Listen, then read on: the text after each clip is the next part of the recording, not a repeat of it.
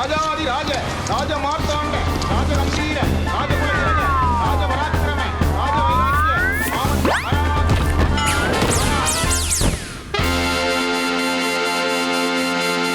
வணக்கம் மக்களே, இது நியூஸ் 18 தர்பார். நான் உங்க எழில்.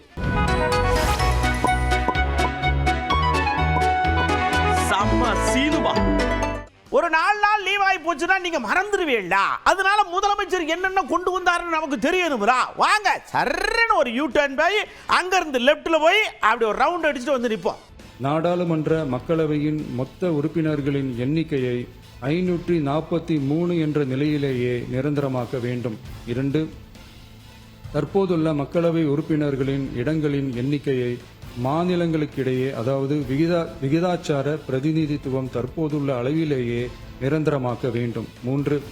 வரவிருக்கும் மக்களவை பொது தேர்தலிலும் அதன் பிறகு சட்டமன்ற பொது தேர்தல்களிலும் 1/3 தொகுதி ஒதுக்கீட்டு பலனை பெண்கள் பெறுவதை உறுதி செய்ய வேண்டும் என ஒன்றிய அரசை தமிழ்நாடு சட்டமன்ற பேரவை ஒருமனதாக வலியுறுத்துகிறது. மாண்புமிகு பேரவைத் தலைவர் அவர்களே, இந்த தீர்மானம் ஒரு அரசியல் கட்சியின் தீர்மானம் அல்ல, தமிழ்நாட்டின் உரிமையை நிரந்தரமாக பாதுகாக்கும் தீர்மானம். எனவே அனைத்து கட்சிகளை சேர்ந்த மாண்புமிகு பேரவை உறுப்பினர்கள் இந்த தீர்மானத்தை ஒருமனதாக நிறைவேற்றி தர வேண்டும் என்று கேட்டுக்கொள்கிறோம். நன்றி. ஒரு மாதிரி அனல் தகிக்கிற மாதிரி சட்டசபை இருந்தா அதுல லைட்டா கொஞ்சம் நீர் ஊத்த நெருப்பு மாதிரி நகைச்சுவையை தெளிச்சா தானே நல்லா இருக்கும். வினோத் சொன்னார்ல, அமைச்சர் வினோத், சூரியனுக்கே வேர்க்குதையா உங்களை பார்த்தா பாடிடுவாங்க. காலமேக புலவர் தோத்தார் போங்க. எங்களை ஆவேசப்படுத்தும் அரசியல் படுத்தும் ஒருபோதும் அச்சப்படுத்தாது. ஒவ்வொரு தாக்குதலும் எங்களை ஆவேசப்படுத்தும் அரசியல் படுத்தும் ஒருபோதும் அச்சப்படுத்தாது என்ற புரட்சியாளர் அம்பேத்கர் அவர்களின் வரிகளின் வடிவம்தான் எங்கள் முதல்வர். யார் எங்கள் முதல்வர்? யார் எங்கள் முதல்வர்? பெரியார் கொள்கையை நெஞ்சில் ஏற்றியவர், பெரும் புரட்சி அம்பேத்கரின் வழிகள் காட்டியவர், கர்மவீர காமராஜின் ஆட்சியை நீட்டியவர், அஞ்சலேமாளுக்கு அருமை கூட்டியவர், வேலு நாச்சியாரை போல வாளை தீட்டியவர். உண்மையில் நீங்கள் ஆச்சரியம்தான் முதல்வரே. அனைவருக்கும் சூரியனால் வியர்த்தது, நீங்கள் வந்த பிறகு சூரியனுக்கு வியர்த்தது. இந்த வாய்ப்பினை எனக்கு வழங்கிய மாண்புமிகு முதலமைச்சர்களுக்கும் மாண்புமிகு பேரவைத் தலைவருக்கும் என் மனமார்ந்த நன்றியை தெரிவித்துக் கொள்கிறேன். நன்றி, வணக்கம். நீங்க என்ன புலவராவனாலும் மாறுங்க, ஆனா வரலாற்றில் இருக்கக்கூடிய விஷயங்களை மறந்துட்டு பேசாதீங்க தம்பி. இந்த சாரா நம்ம ஓபிஎஸ் ஆச்சு அமைதியா எப்பயுமே, அதாவது அவர் ஆளுங்கட்சி ஏரியாவில் இருந்தப்ப கூட எதிர்கட்சிகளை கோபமாவோ ஏதோ பேசுனது இல்லை. ஆனா இப்போ அப்படியே பொங்குறாரு. ஆனாலும் அந்த பொங்குறதுக்குள்ள ஒரு அமைதி இருக்கு. மாண்புமிகு வேளாண்மை துறை அமைச்சர் அவர்கள் நீண்ட நெடிய விளக்கத்தை தந்தார்கள். பொறுமையோடு நாங்கள் கேட்டுக்கொண்டிருந்தோம். அவருடைய பதிலுரையில் முடிவுரையில் சூரியனுக்கே வேர்த்தது என்ற ஒரு கருத்தை இங்கே சொல்லியிருக்கார். இதுவரை யாருமே நெருங்க முடியாத நிலையில்தான் சூரியன் இருக்கிறார் என்பதை எத்தனையோ விஞ்ஞானிகள் முயற்சி செய்தும் அங்கே ஏவுகணைகளை செலுத்த முடியவில்லை என்பதையும் நான் இங்கே சுட்டிக்காட்டி அமைகிறேன். டப்புனு சபாநாயகர் ஐயா, இங்க பாருங்க, நேருக்கு நேர் பேசாதீங்க, எல்லாரும் ஏன் கண்ணை பார்த்து பேசுங்க, நேருக்கு நேர் ஐ கான்டாக்ட் வச்சுக்கினா புஜக்குன்னு பத்திக்கிறோம் அப்படின்னு சபாநாயகர் ஐயாவும் அவருக்குள்ள இருக்கிற பாடகரை தூக்கி எடுத்து சட்டசபையில் லவக்குன்னு இறக்கி விட்டுட்டு எல்லாம் சுதந்திர தினம்லாம் கொண்டாடிட்டு சுவிட்டு சாப்பிட்டு திங்கக்கிழமை வாங்க போங்கன்னு அனுப்பிச்சு விட்டார்.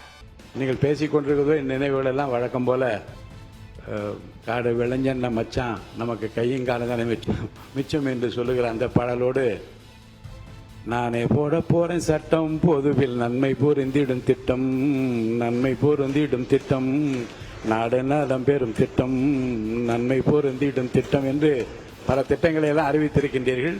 எதிர்காலத்தில் அவை எல்லாம் தமிழக மக்களுக்கு நன்மை பயக்கும் வகையில் வேளாண்மை துறையிலும் உழவர்களுக்கு நன்மை பயக்கும் வகையில் உங்கள் துறையிலும் நடைபெறும் என்று நான் நம்புகிறேன். உங்களுக்கு என்னுடைய வாழ்த்துக்களை நான் தெரிவித்துக் கொள்கிறேன். பேரவை மீண்டும் 17/8/2026 நாள் திங்கட்கிழமை காலை 9:30 மணிக்கு கூடும். வணக்கம். அதாவதுங்க, பாடல் அப்படின்னு சொன்னா எல்லாருக்குள்ளே ஒரு பாடகை ஒளிஞ்சிருக்கிறான். கேரளாவில் இருக்கிறவர்களுக்கு இயல்பாகவே அவர்களுக்கு கொஞ்சம் ஒரு மைல்டான ஒரு வாய்ஸ் இருக்கும். சுரேஷ் கோபி ஐயா நடிப்பாருன்னு தெரியும், பாஜக சேர்ந்து அங்கே மேலே போனதுக்கு அப்புறம் பாடுவார்னு இப்போ தான் தெரிஞ்சிருக்கு. இந்த பேர் மாத்தினாங்கல்ல, அதுக்கு ஒரு பாட்டு பாடியிருக்காங்க. எந்த அம்மேன்னு ஆரம்பிக்காம கேரளமேன்னு ஆரம்பிச்சிருக்கார். നാല് വരി മലയാളത്തിൽ ഒരു മഹാകവി എഴുതിയത്, സംഗീതജ്ഞൻ ചിട്ടപ്പെടുത്തിയത്, വിശ്വഗായകൻ ശ്രീ കെ ജെ യേശുദാസിന്റെ ശബ്ദത്തിൽ ഇന്നും മലയാളികൾ ഓർക്കുന്ന ഗാനം. കേരളം കേരളം കേളികൊട്ടുണരുന്ന കേരളം, കേളി കദംബം പൂക്കും കേരളം, കേരകേളി സദനമാമെൻ കേരളം. Thank you. 4 நாள் லீவு, சும்மா இருந்தா பரபரப்பா இருக்காது. வாங்க முதலீட்டாளர்களே, எல்லாரும் ஐக்கியம் வாங்க, லட்சம் கோடியை கொண்டு வந்து கொட்டுங்க, அப்படியே தமிழ்நாட்டை ஒசத்துங்க அப்படின்னு சொல்லி எல்லாரையும் கூப்பிட ஒரு ஐயா விஜய் ஐயாவுக்கு பிடிக்கும்னே ஒரு டாய்ஸ்ல புல்டோசரை கொண்டு வந்திருக்கார்.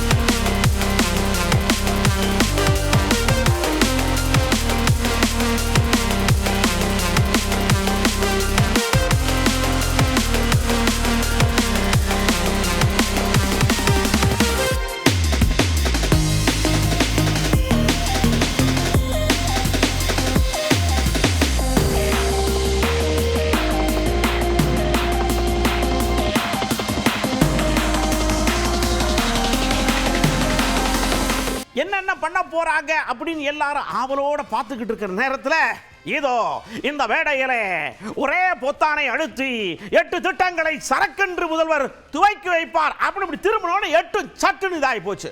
ஆமா, 8 திட்டம். Requesting INSEE Controls team to join us on stage. Their facility in Tiruvallur will be investing 240 crores, generating employment opportunities for 225 members. We thank the Honorable Chief Minister for formally laying the foundation stone for this facility, which will focus on the manufacturing of EV and automotive components. We now move to the inauguration of projects. May we humbly request the Honorable Chief Minister to formally inaugurate the project, starting with Vikram Solar Limited. Their facility will be in Tirunelveli with an investment of 1,300 crores. They'll be generating 800 jobs. Manufacturing of solar PV modules will be their focus. May we humbly request the Honorable Chief Minister to inaugurate the project.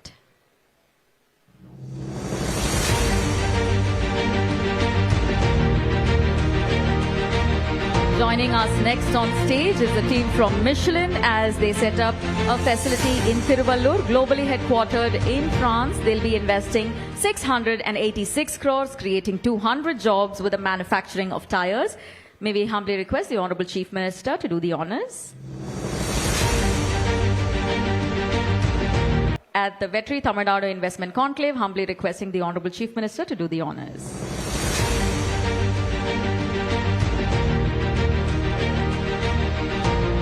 முடிஞ்சாச்சுல்ல, அவ்வளவுதான். இனி warrior சும்மா இருப்பாங்களா? ஆட்சிக்கு வந்த 100 நாட்களுக்குள் 1 லட்சம் கோடி ரூபாய் முதலீடை ஈர்த்த ஒரே முதல்வர் எங்கள் அண்ணன் விஜய் அவர்கள். யாராலும் பண்ண முடியுமா அப்படின்னு Facebookல இருந்து எல்லாம் பத்தி கப கப கப கபன்னு எரியுது.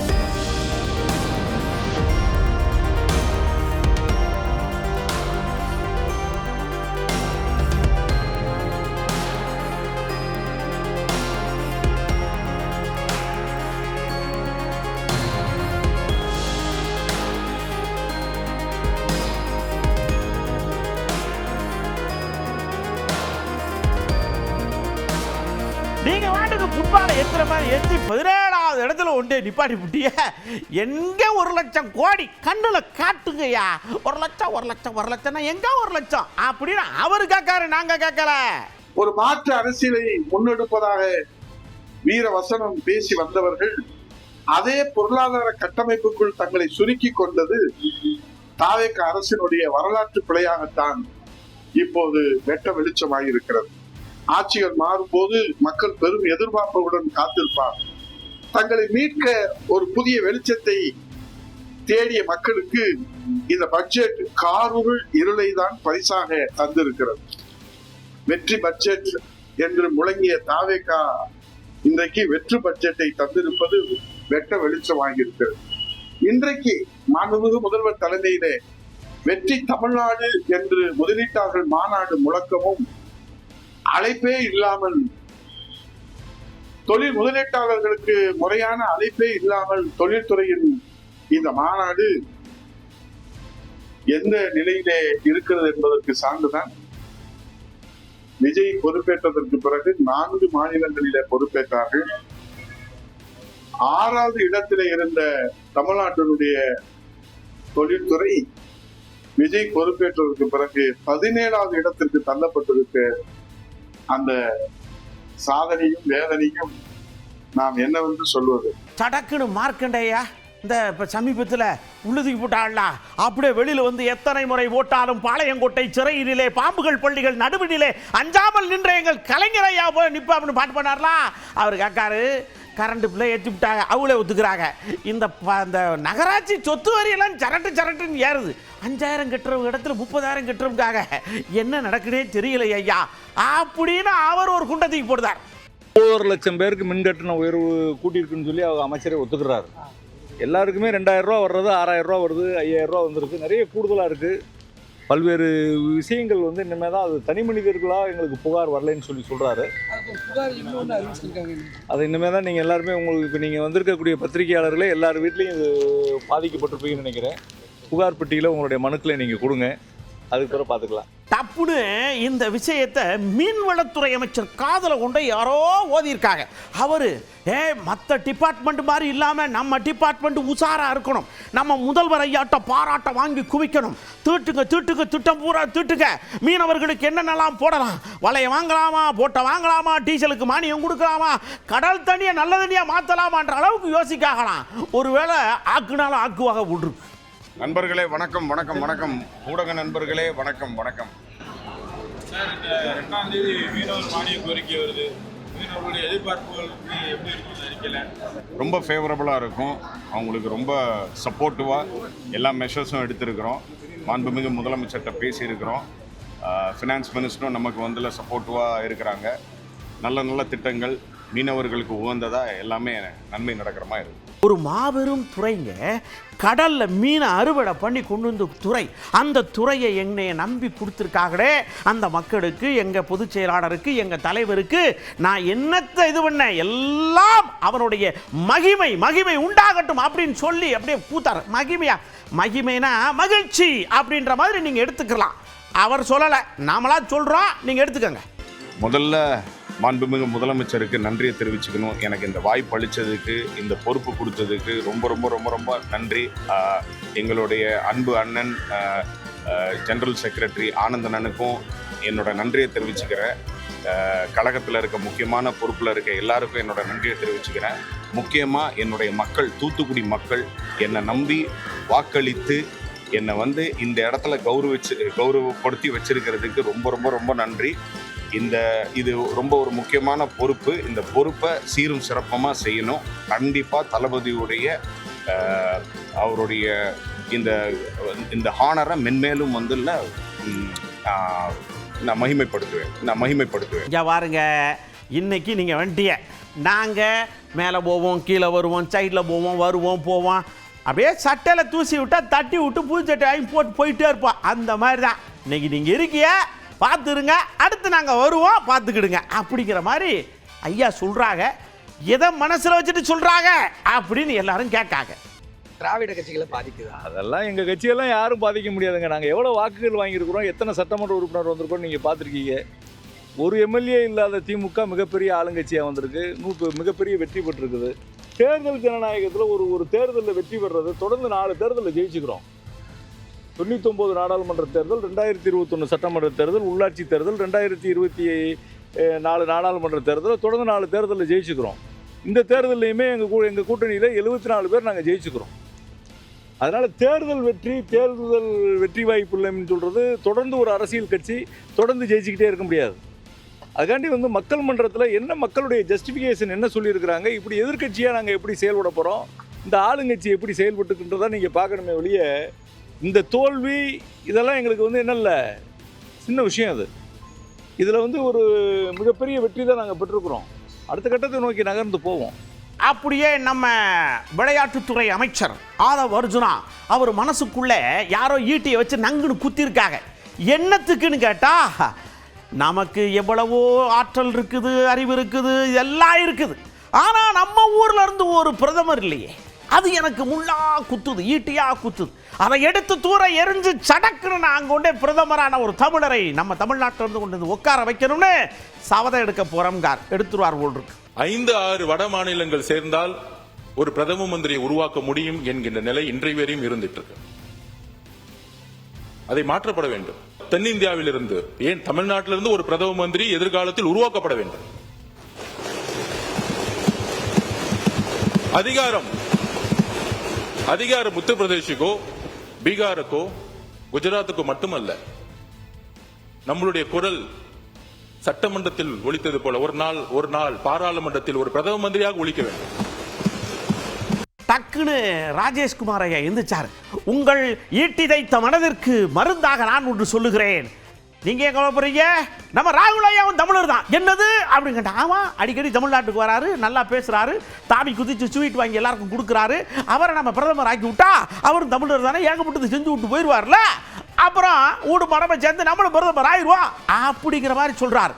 இப்போ நம்ம விளையாட்டுத்துறை அமைச்சுக்கு மருந்து ஓட்ட மாதிரி இருக்கு.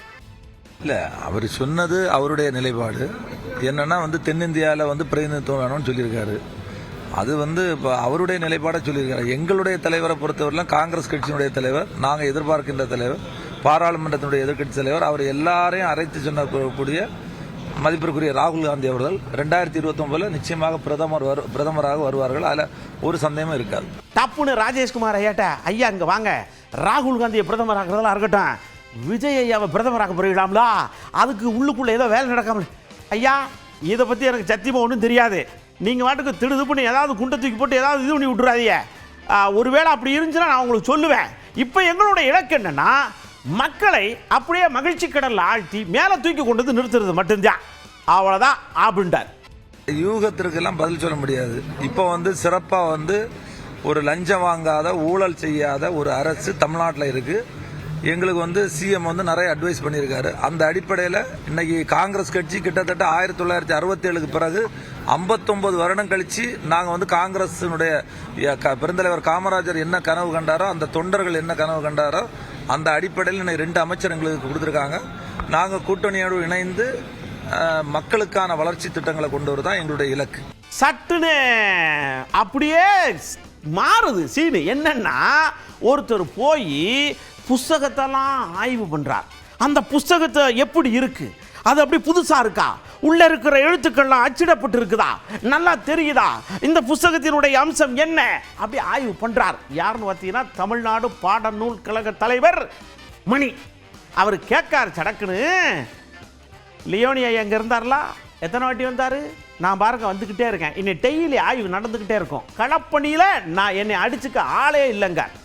சரி, நான் ஒன்று சொல்கிறேன். இதற்கு முன்னாடி இருந்த ஐயா மரியாதைக்குரிய திண்டுக்கல் லியோனி அவர்கள் இந்த பாடநூல் கிடங்குக்கு வந்திருக்காரா? நீங்கள் சொல்லுங்கள். வந்து ஆய்வு பண்ணாரா? ஆய்வு பண்ணி பேட்டியும் கொடுத்தாருங்களா? எத்தனை முறை வந்தார்? 2 முறை வந்தார். நான் 20 முறை வருவேன்.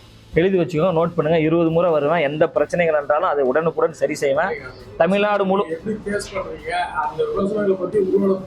ஏங்க, பொது வாழ்க்கை என்றால் பிரச்சனைகள் வரத்தான் செய்யும். போற்றுவோர் போற்றட்டும், புழுதிவாரி தூற்றுவோர் தூற்றட்டும்.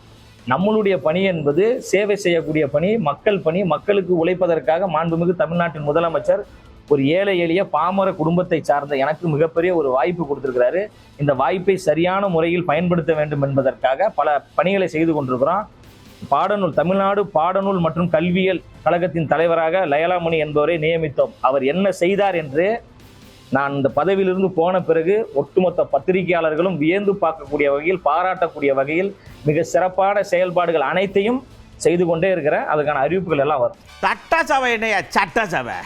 ஆடி மாசம் வெள்ளிக்கிழமை, ஆடி வெள்ளிக்கிழமை அங்காள பரமேஸ்வரி அம்மா தாயன்னு சொல்லி ஊர் முழுக்க கூட ஊத்துறாங்க, நெருப்பு குண்டத்தில் இறங்குறாங்க, என்னென்ன பண்றாங்க. சேலத்தில் இப்படித்தான் இறங்கியிருக்காங்க.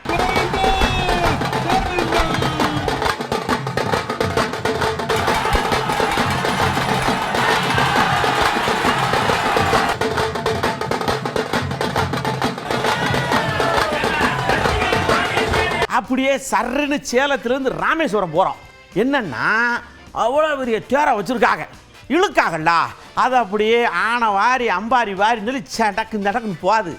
பார்க்க நல்ல அழகாக இருக்கு. அதுக்காகவே இப்போ பார்க்க போகலாம். பாருங்க.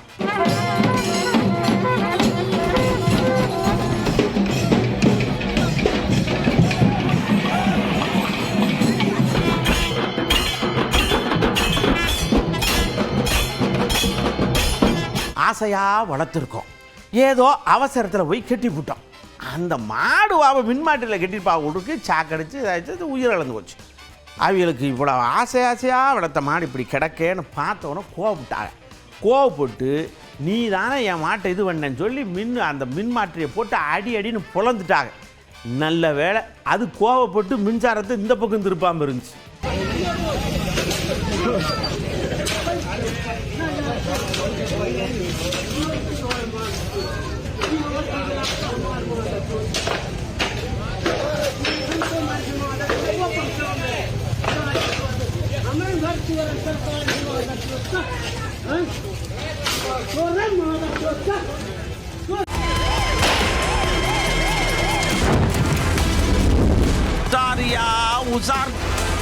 அப்படியே சடக்குன்னு நீங்கள் எங்கெல்லாம் உஷாராக இருக்கணும் அப்படிங்கிறதுக்கு உண்டான ஒரு விஷயந்தான். ஒரு இடத்துல பெரிய மூங்கில் கார், மூங்கில் சாதாரணமாக ஆடாதுல, எவ்வளவு பெரிய காற்று அடித்தாலும் லைட்டாக தான் ஆடும். ஆனால் இது கொஞ்சம் வித்தியாசமாக ஆடும். எல்லாரும் என்னடா ஒருவேளை மரத்துக்குள்ளே ஏதாவது மோகினி இருக்குமோ அப்படின்னு யோசிக்கிற நேரத்தில் பார்த்தா தண்டி மலைப்பாம்பு பொத்துன்னு உழுது. அதனால் உங்கள் வீட்டுக்காட்டுக்குள்ள ஏதாவது புதறு புக்க தன்னால் ஆடுச்சுன்னா பார்த்து பதனமாக இருங்க.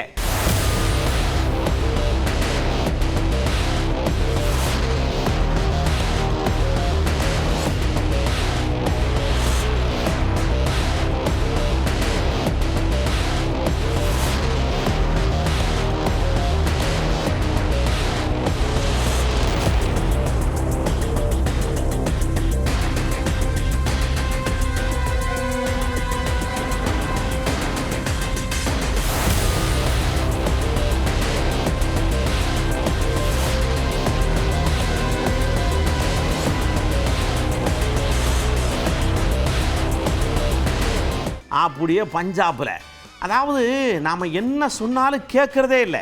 ஏன் ரோட்டில் போகிறேன்டா, வரது பக்கம் இடது பக்கம் நின்று 2 செகண்ட் பார்த்தா என்ன பார்க்கல, பஸ்ஸுக்காரருக்கு பக்கறன்னு ஆரன் அடிச்சுட்டே வாராருண்டா. நீ என்ன செய்யணும், வண்டியை நிப்பாட்டணும். நான் தான் என்ன நாவட்டு போக பஸ்ஸுக்காரர் ஐயோ இப்படி இடிச்சிட்டு போகிறோமேன்னு சொல்லிட்டு அவர் திரும்பி எங்கிட்ட உள்ளே கவுக்க எல்லாருக்கும் காயம். ஒருத்தரை காப்பாற்றணும்னு நினச்சி உள்ளே இருக்க ஊரா காயப்பட்டு போனாங்க. பார்த்து போங்கயா.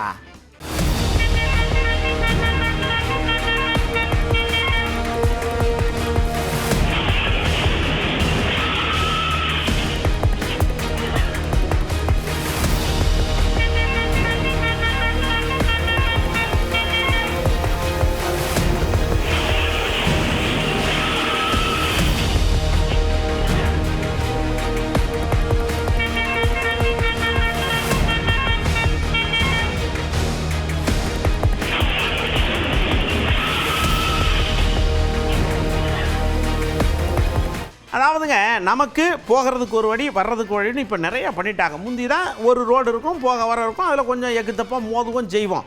ஆனால் இப்போ என்ன பண்ணுறாங்கன்னா, இது கொஞ்சம் டிராஃபிக்காக இருக்க, இது வழி போனால் நல்லா இருக்குமே, அப்படி போய் ஜாயின் பண்ணிக்கிறோன்னு உள்ளே போயிடும். அப்படி தான் இப்படி போய் இதாகி பசங்க மேலே இடித்து ஒரு ஆஸ்பத்திரியில் கிடந்து எதுக்கு ராங் சைடு ரோட்டில் வர்றீங்க?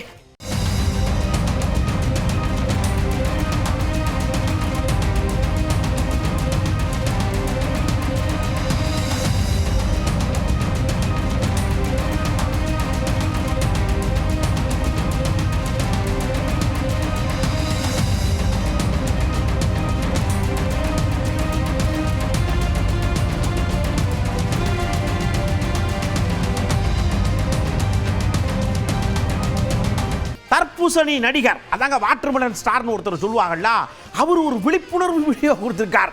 என்னன்னா, தர்பூசணியை வாங்கி சாப்பிடுங்க, தரமா இருங்க, அப்படி இல்லை ஹெல்மெட்டை வாங்கி மண்டையில மாட்டுங்க, உங்க உசுரை பாதுகாத்துக்கோங்கன்னு கொடுத்துருக்கார். பரவாயில்ல, ஒரே ஒரு நல்ல விஷயம் பண்ணியிருக்கார். இன்னைக்கு காலையில கூட இங்க வந்து பாத்தீங்கன்னா ஒரு விபத்து ஏற்பட்டு ஒரு சாவு ஏற்பட்டிருக்கு. தலைக்கவசம் அணிங்க அப்படின்ற காவல்துறை டிராபிக் போலீஸ் வந்து நம்மளை வந்து வலியுறுத்திக்கிட்டே இருக்காங்க. எல்லாரும் வந்து தலைக்கவசம் அணிஞ்சு பண்ணணும். தலைக்கவசம் அணிஞ்சு சார் எஸ்ஐ சார் சொல்றாங்க அந்த ஸ்டாப் வந்து கரெக்டா போடணும். அது மட்டும் இல்ல, சார் சொன்ன ஒரு விஷயத்தை நான் ஊர்ந்து கவனிச்சேன். அவங்க பின்னாடி பயணிக்கிற பயணிகளும் அந்த ஹெல்மெட் அணிஞ்சு வரணும். முன்னாடி வண்டி ஓட்டிட்டு வராங்களா அவங்க மட்டும் கிடையாது, பின்னாடி இருக்கிற பயணிகளும் ஹெல்மெட் அணிஞ்சிட்டு வரும். ஓகேங்களா? அவங்க வந்து நம்ம நல்லதுக்காக தான் சொல்றாங்க. காவல்துறை சார் வந்து சொல்றது நம்ம நல்லதுக்காக தான் சொல்றாங்க.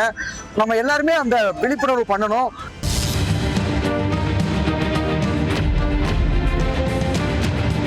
எல்லாம் பார்த்துக்கிட்டு இருக்கீங்கள, ஒரு முக்கியமான விஷயம் உங்களுக்கு தெரியுமா அப்படின்னு மக்களை கேட்டான். என்னன்னு கேட்டாங்க.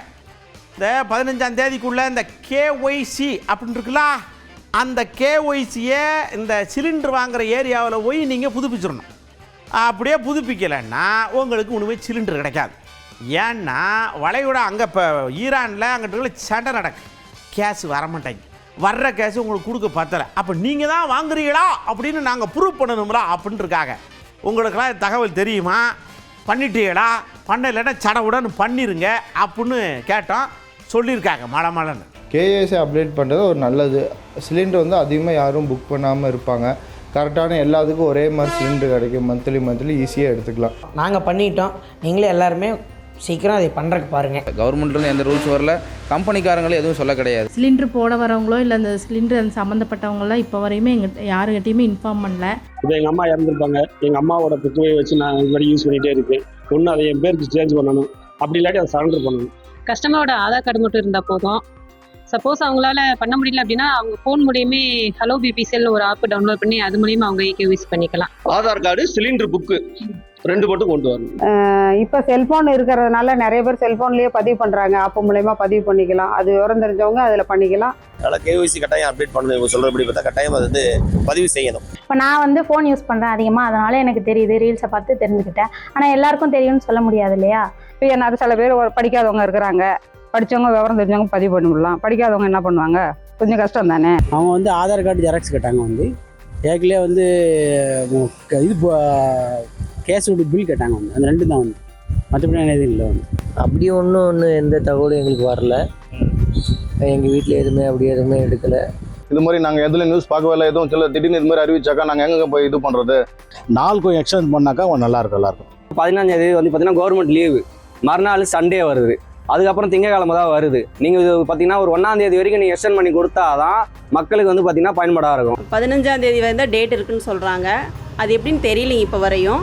அதாவது டேட் எக்ஸ்டெண்ட் பண்ணி கொடுத்தா பரவாயில்லன்னு நினைக்கிறோம். நான் வந்து 1 மாதத்துக்கு முன்னாலே KYC அப்டேட் பண்ணிட்டேன். நான் நல்லா பார்த்த விஷயங்கள் எல்லாம் உங்கள் மண்டையில் உட்காந்துருக்கோம். அப்படியே எல்லாரும் அடுத்த தர்பாருக்கு ரெடியாகங்கண்ணா, அப்படியே பார்த்துக்கிட்டே போவோம். ஒவ்வொரு தர்பார்லையும் ஒவ்வொரு விதமான விஷயங்கள், அரசியல் சம்பந்தமான விஷயங்கள் போய்கிட்டே இருக்கும். பார்த்து என்ஜாய் பண்ணுங்க. உங்களுடைய கருத்துக்களை அப்படியே தூக்கி எடுத்து கொண்டு வந்து நமக்கு போடுங்க. அடுத்த தர்பாரில் இதே மாதிரி ஏகப்பட்ட விஷயத்தோட நான் உங்களை சந்திக்கிறேன். அதுவரை உங்களிடமிருந்து அன்போடு விடைபெற்றுக் கொள்வது உங்கள் அன்பு நண்பன் எழில். வணக்க மக்களே.